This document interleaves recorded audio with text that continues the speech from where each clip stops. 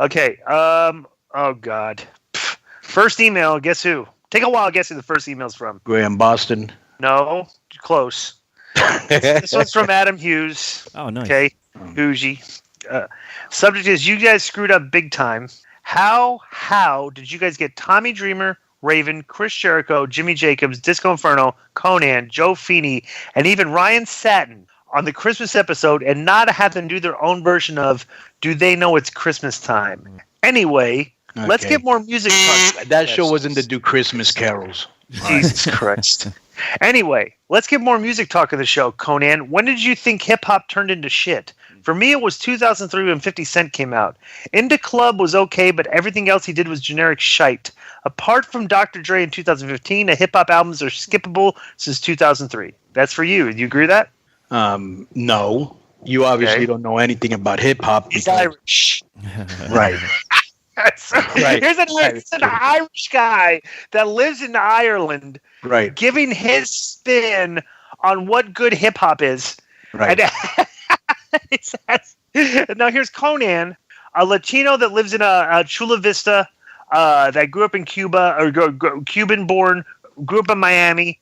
And now let's give your take on hip hop. I think you're more. Well, first of all, and I think even Joe would agree with this.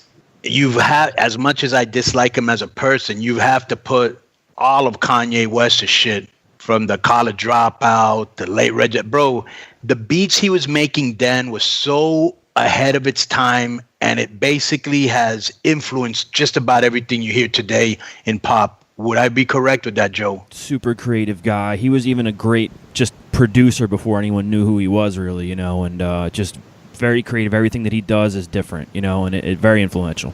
Let me tell you another one right here. To me, and I don't know if you heard, because I know you like hip-hop, Joe. Did you ever hear the documentary by The Game? No.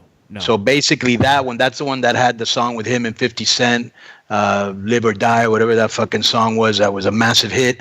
But anyways, that's that album that brought the West Coast, after the East Coast and the South, and Nelly in the Midwest and all that. Where there was no love in the West Coast anymore after Snoop and Dre. He kind of brought, rap back to the West Coast. So that's a huge album. Anything, the Carter by Lil Wayne, Bun B, and the UGK, Pimp C, UGK. There's a lot of good shit. There's a lot of good hip hop. Yeah.